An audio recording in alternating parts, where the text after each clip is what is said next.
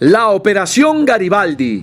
Los judíos a la casa de Adolf Eichmann. Culturizando presenta Crónicas de Ares con Carlos Domínguez. Mientras el mundo creía que tras los juicios de Nuremberg se había logrado hacer justicia a las atrocidades cometidas por el régimen nazi durante la Segunda Guerra Mundial, en Israel consideraban que el trabajo no estaba completado. Adolf Eichmann, el arquitecto de la masiva aniquilación judía durante el Tercer Reich, había logrado huir de las manos aliadas, y el servicio de inteligencia israelí, el Mossad, no dejaría impune sus crímenes. Una operación diseñada para dar con el paradero y capturarlo se convirtió en uno de los episodios más sonados y polémicos de la movida década de los 60. Aquí contamos cómo fue la Operación Garibaldi a la casa de Adolf Eichmann. Primero que nada, quiero agradecer a Natalie Pérez, la querida Tatica, por sugerir la realización de este episodio, el episodio 29 de Crónicas de Ares. Ya estamos cerca de los 30. Muchísimas gracias a toda la gente que se ha manifestado apoyando este humilde trabajo que hacemos con muchísimo cariño para la plataforma de Culturizando. Y bueno, hemos escogido este tema sugerido por Natalie, llamado la Operación Garibaldi, los judíos a la casa de Adolf Eichmann. Justamente lo primero que tenemos que abordar es quién es Adolf Eichmann. El protagonista de este episodio no es otro que el alemán Otto Adolf Eichmann. Un hombre nacido en Alemania pero mudado a Austria, que se unió al partido nazi de Austria y las SS, los servicios, justamente esa policía especial que tenía el partido nazi, se unió al partido nazi, las SS austríacas, en el año de 1932. Para 1933 regresó a Alemania, donde se unió a los servicios de seguridad de ese naciente gobierno nazi en Alemania. Fue el encargado del departamento que era responsable de los asuntos relacionados a los judíos, especialmente la emigración, donde los nazis ejercían presión económica y sobre todo violencia contra los judíos. Después de iniciada la Segunda Guerra Mundial, en septiembre de 1939, ya Eichmann y su equipo comenzaron a agrupar a los judíos en campos de concentración y en diferentes guetos en las ciudades grandes de tanto de Alemania como de los países a los que iba avanzando Alemania. La expectativa era transportarlos hacia el este de Europa o a través del mar. En principio, la idea de Eichmann era trasladar a los judíos a Nisko, al sureste de Polonia, y más tarde se planteó Madagascar, la isla de Madagascar, como posible destino de los nazis. Pero todos estos planes terminaron siendo descartados.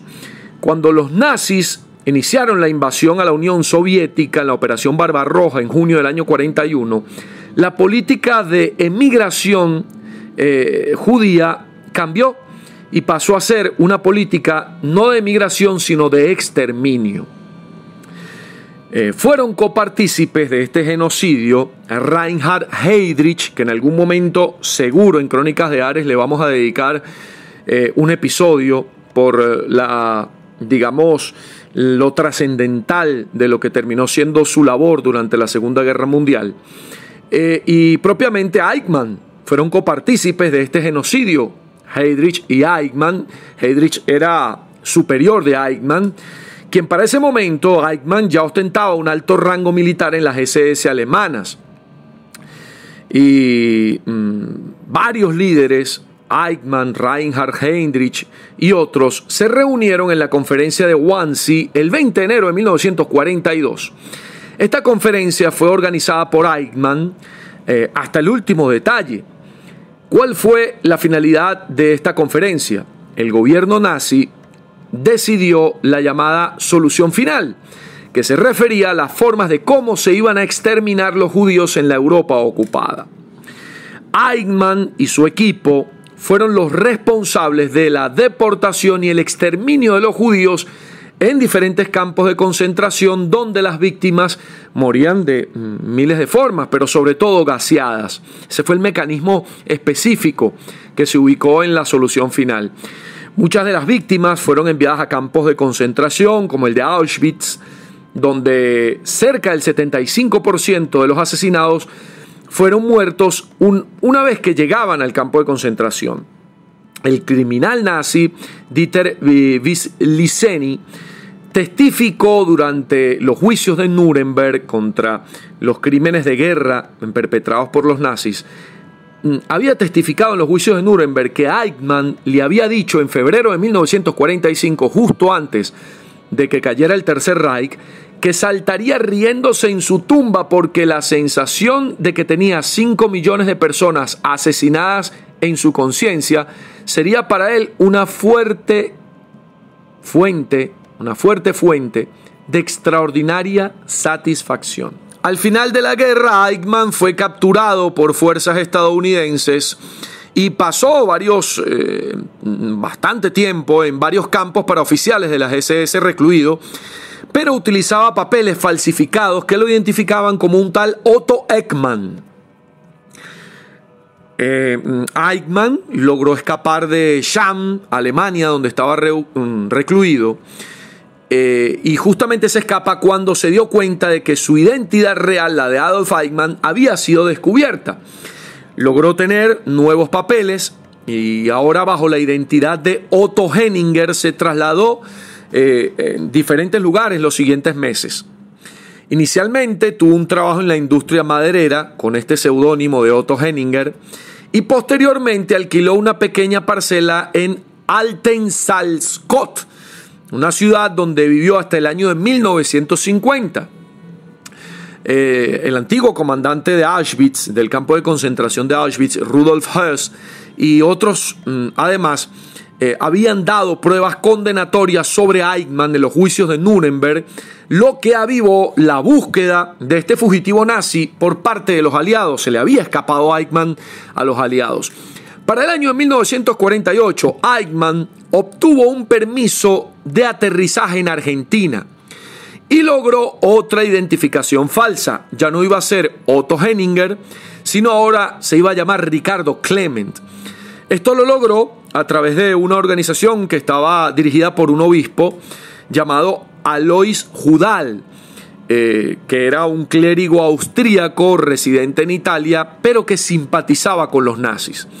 Para 1950, Eichmann fue a Génova, Italia, donde un franciscano llamado Eduardo Domoter le entregó una carta en la que decía que era un refugiado de guerra. Estos documentos lo habilitaron para obtener un pasaporte humanitario del Comité Internacional de la Cruz Roja y los permisos necesarios para entrar a la nueva vida que iba a hacer en Argentina. Eichmann partió de Génova, Italia, en un barco el 17 de junio de 1950 y llegó a Argentina casi un mes después. El 14 de julio de 1950 llegó al puerto de Buenos Aires. Eichmann se alojó en un hotel para inmigrantes en el barrio porteño de Palermo Viejo, ahí en Buenos Aires, y comenzó a trabajar en un taller mecánico. Luego se mudó a Tucumán, en la provincia, en Argentina, para trabajar en una empresa alemana. Logró llevar a toda su familia argentina y los trasladó con él a la provincia de Tucumán. Eichmann estaba casado con Verónica Liebel y tuvo 5 hijos llamados Klaus, Horst, Dieter, Ricardo y Nicolás. En el año de 1952, la empresa en la que trabajaba quebró y comenzó a trabajar en una empresa de jugo de frutas que tampoco tuvo mucho éxito. Trató de montar una tintorería, también fracasó, por lo que terminó trabajando en una fábrica de calentadores, la fábrica muy conocida en Argentina llamada Orbis. Residió durante un tiempo en las afueras de la ciudad de La Plata, donde trabajó como criador de conejos. Cuando la empresa alemana Mercedes-Benz reabrió sus puertas en el año de 1959 en Argentina, recuerden que por el tema de la Segunda Guerra Mundial muchas empresas alemanas habían dejado de funcionar en distintos lugares del mundo. Para el año 59, En esta empresa de ensamblaje alemana Mercedes-Benz, Eichmann se hizo gerente de planta, además que tenía un cargo de electricista en esa empresa. Era una empresa que tenía capitales alemanes, obviamente, pero que estaba de una vez siendo sospechosa de estar vinculada a los nazis. Con un salario de gerente, Eichmann logró comprar una casa ubicada en la calle Garibaldi, en la zona norte de la Gran Buenos Aires. Ahora bien, ¿cómo ubican a Eichmann? La presunta ubicación y el seudónimo de Eichmann en Argentina, el de Ricardo Clement, fue denunciada por Lothar Hermann, un judío comunista alemán que había sobrevivido al campo de concentración de Dachau y que había quedado ciego por las torturas sufridas en ese campo de concentración. Hermann había llegado en 1938 a Argentina y su hija había estado saliendo casualmente con el hijo de Eichmann. Hermann se había instalado en Argentina desde el año 1940, luego de haber pasado por Uruguay primero, y mantuvo su lucha a distancia contra el nazismo luego de la guerra, sumándose a la casa de nazis bajo órdenes del Partido Comunista Alemán. Lothar Hermann era comunista en Alemania y se mezcló con la comunidad alemana en Argentina, ocultando su identidad judía. Entre el año de 1953 y 1955, la hija de Hermann, Silvia, tendría entre 12 y 14 años, una chama bastante joven, conoció a uno de los hijos de Eichmann. Muchas fuentes dicen que era Klaus, el mayor de los hijos de Eichmann, y se hicieron amigos y iniciaron un intercambio de correspondencia, de cartas, cuando los Hermann se mudaron a Coronel Suárez en el año de 1955, a unos 500 kilómetros de Buenos Aires. O sea, se seguían mandando cartas luego de haberse conocido en Buenos Aires. En medio de esa relación, el hijo de Eichmann le contó a Silvia que su padre era de las SS y que se llamaba Adolf Eichmann. A pesar de la edad, era una niña entre 12 y 14 años, Lothar Hermann le encomendó a su hija ir a la casa de Eichmann para verificar la identidad de este y establecer la dirección precisa en la que estaba ubicado. Pues Silvia, siendo una niña, cumplió esa misión y transmitió toda la información a su padre, constatando que se trataba efectivamente de Eichmann, uno de los principales genocidas nazis buscados internacionalmente. Con esa información en su poder, para el año de 1957, Hermann envió una carta a Fritz Bauer, quien era uno de los fiscales en los procesos de Auschwitz, vinculados justamente con los juicios de Nuremberg, y que era amigo de él, Hermann, porque ambos habían compartido el cautiverio en Dachau, en el campo de concentración de Dachau.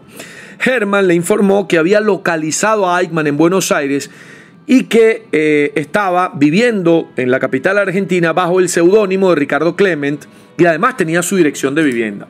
Bauer, a su vez, mantuvo esta información en reserva, teniendo miedo de que las autoridades alemanas filtraran la información y Eichmann pudiera escaparse. ¿Qué hizo Bauer? Comunicó esta información a las autoridades israelíes en Colonia, en Alemania, que a su vez la transmitieron al servicio de inteligencia israelí, el Mossad. Para 1958, el Mossad había enviado 2 misiones secretas a Argentina para verificar esta denuncia. Sin embargo, se dice en algunas versiones que ambas misiones descartaron la denuncia con el argumento de que Lothar Hermann era ciego y que el barrio en el que vivía Eichmann, ya se había mudado a San Fernando, era demasiado miserable como para que fuera un lugar donde habitara un alto oficial nazi. Pues bien, luego de varios años de inacción por parte de Israel, un par de años, Lothar Hermann y Bauer comenzaron a preocuparse. En total, dicen que Bauer y Hermann escribieron hasta 26 cartas instando al gobierno de Israel a detener a Eichmann, al punto de que en 1960, en marzo, les recriminó que por qué no actuaban. Luego se supo con el tiempo que el gobierno israelí intentó ocultar el papel relevante de Hermann y de su hija en la ubicación, identificación y captura de Adolf Eichmann. Incluso se dice que le obligaron a firmar una carta en la que renunciaba a cualquier responsabilidad en haber ubicado a Eichmann. Lo cierto es que mientras Hermann y Bauer creían que el Mossad no estaba activo, ya el Mossad había iniciado justamente acciones para dar con el paradero de Adolf Eichmann. En 1960, el gobierno israelí decidió reevaluar las denuncias y los datos que habían aportado tanto Lothar Hermann como Franz Bauer y envió una serie de agentes de inteligencia para volver a verificar esa información. El jefe y el cerebro de la Operación Garibaldi, se iba a llamar esa operación, este nombre obedecía al nombre de la calle donde vivía Eichmann en Argentina, la calle Garibaldi. El jefe y cerebro de esta operación fue el agente Isser Harel, uno de los primeros y antiguos jefes con los que contó el Mossad. Pues bien, ellos no sabían en qué domicilio vivía, sino que sabía dónde trabajaba el hijo de Eichmann, Nicolás Eichmann. Simulando llevar un paquete, los agentes del Mossad lograron que Nicolás recibiera este paquete.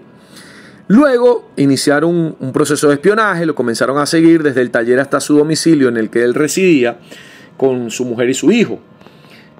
Luego continuaron estas tareas de espionaje y observaron que este joven, Nicolás Eichmann, se dirigía a una casa humilde ubicada en la calle Garibaldi. Los agentes de inteligencia simularon ser empresarios de una importante fábrica que deseaba radicarse en Argentina. Decían que eran unos empresarios norteamericanos, estadounidenses. Ellos se dirigieron a la municipalidad de San Fernando, justamente donde habitaba Eichmann, y pidieron informes de todas las viviendas que estaban ubicadas en esa manzana. Ellos decían que iban a instalar su empresa y querían conocer bien cuál era el entorno. Entre las listas de los nombres se encontraba una tal Vera Liebl de Fickmann. Los agentes del Mossad supusieron que los funcionarios públicos locales confundieron la E con una F y era Vera Liebl de Eichmann. Sin embargo, esto no sería clave para descubrir la identidad de Eichmann, sino en un medidor de luz de la casa alquilada anterior a la calle Garibaldi encontraron los siguientes nombres: Francisco Schmidt y Ricardo Clement. Recuerden que ya Lothar Hermann había identificado a Ricardo Clement como el seudónimo que utilizaba Eichmann en su estadía en Argentina.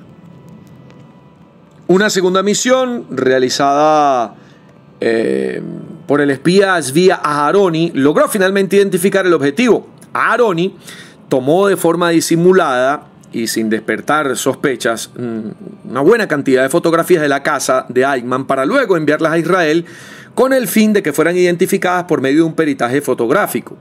Este peritaje reveló muchísimas coincidencias entre Ricardo Clement y Adolf Eichmann, descartando que el tal Francisco Schmidt fuese Adolf Eichmann. Así que coincidía todas las características entre este Ricardo Clement y justamente a quien estaban buscando, Adolf Eichmann. Por eso en marzo de 1960 los agentes israelíes tenían conocimiento de cuál era la fecha de aniversario de la boda entre Vera Liebl de Eichmann y Adolf Eichmann.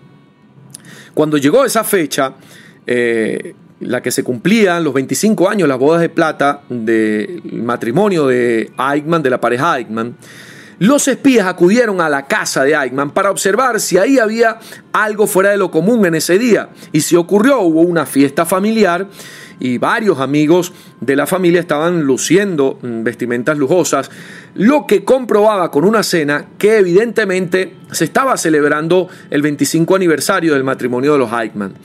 Este dato coincidió con el expediente secreto de Eichmann que había construido el Mossad y se dieron cuenta de una vez. Esto terminó por certificar que esa persona, Ricardo Clement, era Adolf Eichmann, ese fugitivo del que el Mossad estaba buscando. Con este dato confirmado, el primer ministro de Israel, David Ben Gurión, conformó un comité de emergencia integrada por la cúpula del gobierno y el Mossad, la inteligencia israelí. La conclusión del Mossad fue que había que llevar a Israel a Eichmann porque Argentina no iba a extraditar a un criminal de guerra nazi, entendiendo que el gobierno de Frondizi, quien era presidente de Argentina para ese momento, estaba encubriendo y protegiendo a criminales nazis. El 1 de mayo de 1960, un grupo de espionaje israelí del Mossad llegó a Buenos Aires, dirigido por Rafael Eitan y bajo la coordinación de Peter Malkin. No obstante, ese día también llegaba al país con otro nombre el cerebro y jefe del servicio secreto israelí del Mossad, Yasser Harel. Ese equipo de espionaje viajó o se ubicó justamente donde estaba la casa de Eichmann, lo vigiló durante 2 semanas desde un carro que estaba estacionado cerca de la casa. Habitualmente alquilaban y cambiaban los carros, buscando de que no se dieran cuenta de que era el mismo carro el que estaba vigilándolos. Cambiaban la marca, el modelo. Y el plan era atrapar a Eichmann cuando volviera en la tarde-noche tras salir de su trabajo en la planta de Mercedes-Benz. 2 carros aparentemente accidentados cerca de la casa de Eichmann serían el señuelo para atraparlo. Pues bien, a las 6 de la tarde del miércoles 11 de mayo de 1960, Eichmann salió del trabajo y tomó un autobús a su casa. En él, justamente en ese mismo bus, también estaba uno de los espías del Mossad. Cuando él se baja del bus, se encuentra a oscura con los 2 vehículos aparentemente echados a perder, averiados, que eran el señuelo que le había puesto el Mossad justamente para que él cayera. Sin embargo, Eichmann no le prestó atención a los vehículos y uno de los agentes, Peter Malkin, se acercó y le dijo en la única frase en español que él sabía, que era un momento, señor, ¿puedo preguntarle algo? Eichmann, que venía con una linterna, alumbró, se acercó al vehículo y ahí fue dominado e introducido en uno de los vehículos justamente, para después trasladarlo a un refugio donde fue interrogado durante 9 días. Ahí ya estaba atrapado Adolf Eichmann. En esos intensos interrogatorios y además tortura, lograron confirmar la identidad real de Eichmann. Eichmann les pidió que no quería ir a Jerusalén, preguntaba por qué no lo mandaban a Frankfurt del Melo o a Múnich, pero finalmente terminó firmando una declaración en la que aceptaba salir voluntariamente de Argentina. Redactó además una declaración a mano diciendo que no le gustaba el juego de seguir escapando y de separarse de toda su familia por el hecho de ser perseguido. En esa declaración apareció también una aceptación de que para él no valía la pena seguir viviendo y que los equipos que puso Israel para dar con su captura habían ganado el juego. El 20 de mayo el Mossad le aplicó drogas a Eichmann y lo vistió de mecánico para llevarlo a bordo de un avión de la aerolínea nacional israelí El Al, que había llegado a Buenos Aires con una delegación oficial del Estado de Israel llegada al país atendiendo una invitación del gobierno argentino para celebrar el 150 aniversario de la Revolución de Mayo. Fue un tema totalmente casual porque mientras daban con la manera de cómo trasladar a Eichmann a Israel, de hecho estaban pensando en llevarlo en un barco, era sumamente difícil hacer eso, pues coincidió la visita de esta delegación oficial israelí a Argentina para celebrar la Revolución de Mayo, el aniversario de la Revolución de Mayo. Eichmann fue disfrazado como un guardia borracho y además era acompañado por una persona que era el médico puesto por la inteligencia israelí. Se había realizado internamente en esta operación otra operación llamada accidente de carretera. ¿En qué consistía? Uno de los agentes del Mossad entró a un hospital argentino simulando que había sido herido en un accidente de tránsito. Entonces lo dejaron internado y pidió constantemente ser llevado a Israel. El 20 de mayo por la mañana le dieron el alta y el documento del agente de inteligencia pasó a tener una fotografía de Adolf Eichmann. Es decir, simularon todo esto para poder tener un certificado de salida hacia Israel médico con la foto justamente de Adolf Eichmann. En ese traslado a Tel Aviv, los viajantes en ese vuelo, recuerden que era una delegación oficial que visitaba Argentina, sabían que algo extraño estaba ocurriendo porque a alguien extraño estaban llevando y los miembros del Mossad terminaron por informar el nombre de quien era trasladado o secuestrado a Israel. El grupo que dirigió el secuestro estuvo viajando en primera clase y no se permitía a nadie en el avión hablar con el prisionero, mucho menos acercarse. Solo el jefe del servicio de inteligencia Harel como el médico estaban autorizados a estar cerca de Eichmann. Al revelarse poco a poco lo acontecido, el gobierno argentino, presidido por el entonces Arturo Frondizi, el ya mencionado presidente Frondizi, conminó al Estado de Israel a dar explicaciones bajo apercibimiento de romper relaciones diplomáticas de qué era lo que había ocurrido. Argentina acusó formalmente a Israel ante el Consejo de Naciones Unidas de utilizar métodos nazis para llevar a cabo sus actividades, en este caso el secuestro de Eichmann. Fíjense que solo para el año de 2005, más de 40 y tantos años después, Israel reconoció oficialmente que la operación fue llevada a cabo por iniciativa del gobierno israelí y por agentes de los servicios secretos del Mossad. Tras un largo proceso que realmente fue de gran impacto y controversia en Jerusalén, mientras se negaba a Israel a revelar en qué país habían ubicado a Eichmann, este señor, el comandante nazi, fue ejecutado sin ropa, completamente desnudo en la horca, la madrugada del día 31 de mayo de 1962, acusado de crímenes contra el pueblo judío. En la última carta antes de la ejecución, que se puede ver en la biografía de Adolf Eichmann, dio gracias y larga vida a Argentina, como le había dado a Austria y Alemania, países en los que consideraba había sido muy feliz. Después de ejecutada la sentencia de muerte, los ejecutores incineraron el cuerpo de Eichmann para no dejar ningún tipo de rastro, ni permitir así que alguien realice homenajes con respecto a su persona. Los restos, las cenizas de Eichmann, fueron arrojadas al mar Mediterráneo, eso sí, fuera de las aguas territoriales del Estado de Israel. Es la historia de la casa de Eichmann. Esto es Crónicas de Ares. Soy Carlos Domínguez. Culturizando presentó Crónicas de Ares con Carlos Domínguez, una producción de culturizando.com.